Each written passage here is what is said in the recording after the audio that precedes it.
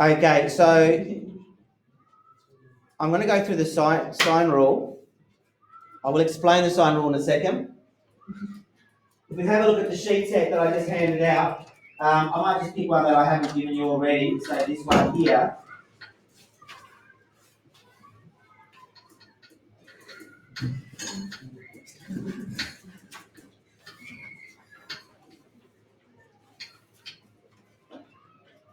Okay, that's the problem. That's 6b from the sheet set.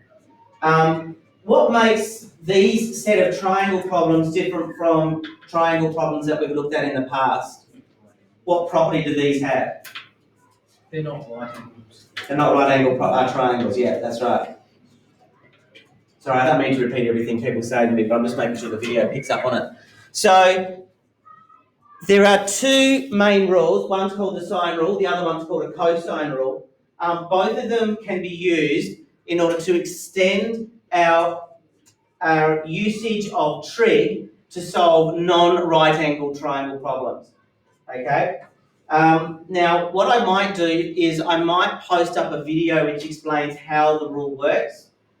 In a nutshell, without doing the detail at all, if you sort of take any non-right angle triangle, you can basically split it into two right angle triangles, and then you can use certain properties to create certain rules which don't depend on it being a right angle in the end. That's the idea behind it. I know that's not very satisfying for those who like to know where rules come from, but if I remember, I'll put a video up on Google Classroom with it. But in a nutshell, the sine rule has these two forms. Okay, so one is this.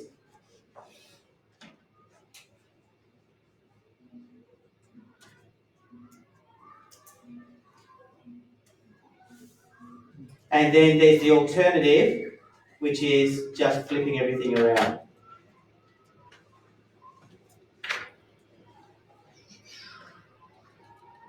Okay, these basically mean if you have a side and its opposite angle, and then another piece of information, then you're able to work out a missing side or angle in a triangle. Okay, so in each case, this is a side and its opposite angle.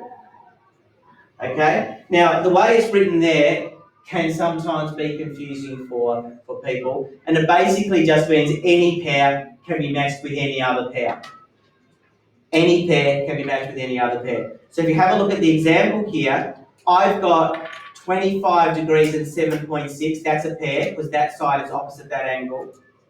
And I've got this side as matched as well, an unknown, and an angle I do know. Okay? So I've got two pairs of angles, and I know three pieces of information. So therefore I can solve for the fourth piece of information.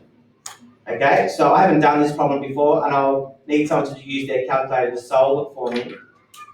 So to solve this using the sine rule, I would simply go, I'm looking for x, so I'd go x over the sine of 118 degrees is equal to 7.6 over the sine of 25 degrees. Okay? So that's just a problem with one unknown. Now what I would do, I wouldn't reach to my calculator yet. I would multiply both sides by sine 118 first.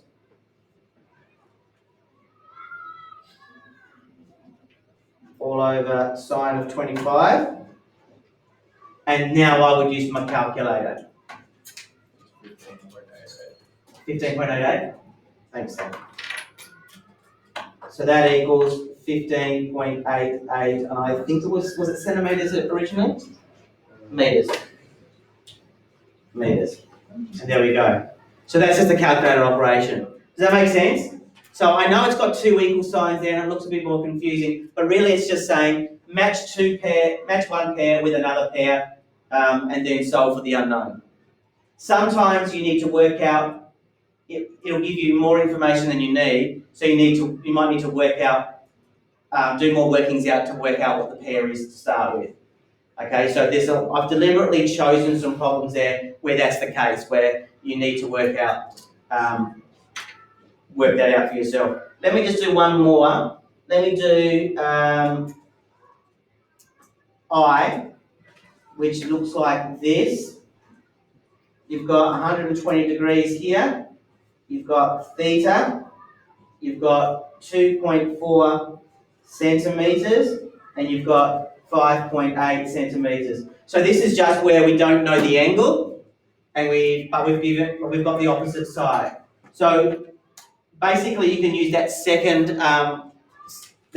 form of the sine rule. We can just go sine of theta, and then over the opposite side, which is 2.4, is equal to the sine of 120 over 5.8. Okay? So that means that sine of theta is equal to 2.4 sine 120 over 5.8, which means that theta is the sine inverse of that. You might want to calculate, get a decimal at this point before doing the inverse sine. So you can use that form of the sine rule, this one here, manipulate it so you've got theta on one side and sine inverse on the other, and then just calculate a work to work out your answer. Which is, you got that one for me, Sam?